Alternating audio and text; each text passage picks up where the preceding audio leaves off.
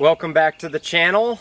Today we're going to go through how we're setting up this new hunting location here on the river farm, and I'm just going to go briefly into all the features here that we're going to incorporate into this spot and kind of why we targeted this spot in the first place. It hasn't been just a run in here, set it up, hope it works kind of thing. We actually did some groundwork over the last few years actually to determine if this was a spot we really wanted to set up. One, for hunting, and two, if this would actually be a better spot for food.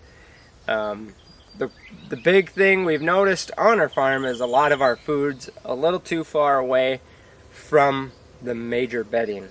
So that's what we're doing. We're shifting spots. So we are getting closer to bed so we have those bucks on their feet in daylight. Now,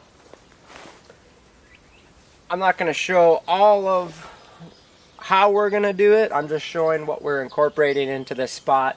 But right kind of where I'm standing, we're going to actually hang a vine licking branch here, make a mock scrape. What I like about this is it's kind of a pinch and an intersection of movement here. You have movement coming from bedding up into here, and then you have movement kind of following this shrub edge and the river bottom edge. And it's kind of out, they can see out into the open here, but it's still tucked back close to bedding, which I think is going to make it a much better spot for a mock scrape. One, we'll get really good MRI, that most recent information. But two, I think it'll make for a great setup with the bow. This is a narrow little spot. The bucks are going to naturally come through here and kind of slow up right in this spot anyway. So we want another incentive for them to just stay here for a little bit before they go out into the main food source here. And then we have a stand that we're going to set up back in here. That's going to be about 20 to 25 yards off this scrape, and bucks are going to come right through this little alleyway, hit this mock scrape, then work into what we're going to plant in here is radishes, kind of that early palatability. It's going to be just a hot spot here, and we're about 50 yards from doe bedding and about 150 yards to 200 yards from buck bedding. And that's just about as close as we can get on our farm here, just because of the river bottom floods. We can't get food plots in there, so we kind of have to put them up in these hills or out further away. So this is about as close as we can get. But why we chose this spot is because 2 or 3 years ago we actually put trail cameras in here, hoping to put a stand and set up here. And we just let that camera sit throughout the fall. We didn't really come in here at all. And we actually got that that historic information that we can use now. So we did actually have some bucks in daylight here during the rut.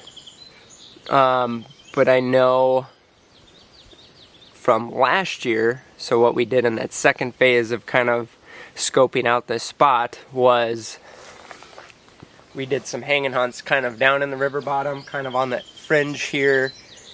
And every time we sat in here, we saw deer. And we know from sitting other locations that the deer are coming from here, and they're getting to cameras too late or hitting our hunting setups way too late over there. So that's why we're kind of hugging it closer to bedding. We've got history now that we've confirmed this is going to be a good spot. Now we're going to set it up. So we just sprayed this food plot that's going to go in here behind us. That's going to be radishes. It's going to be, we'll plant some radishes in this little pinch, but it's so shaded. We'll probably go with some clover. Get just some nice greens in here. Nothing crazy. The main thing is we're going to have that scrape right about in here. So those bucks are actually stopping here, kind of in this cover area, yet they can see the whole hillside and the food plot. But it's going to give us that extra time to get a shot from the stand as well. And then another feature we're going to add in here is a little water hole.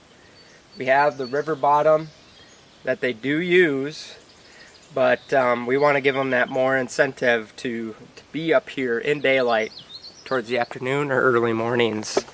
And they got to take in a lot of water, so we might as well bring some water up here, and that's going to allow them to feel comfortable coming up here maybe just that 2% more. We'll hang a camera here today, kind of clean up some shooting spots, and we're gonna get this ready. We sprayed it really heavy. We'll come back in about a week and a half, 2 weeks. We're gonna spray it again and plant right into the thatch. And it'll be early August when we do that. So July 22nd today, things are approaching fast for fall. I hope you enjoyed this video, and I'll show more information on how we set this spot up and how it hunts this fall. See you on the land. So down in there, let's go ahead and clover. I came from the mud, there's dirt on my hands. Strong like a tree, there's roots where I stand. Oh, I've been running from the law.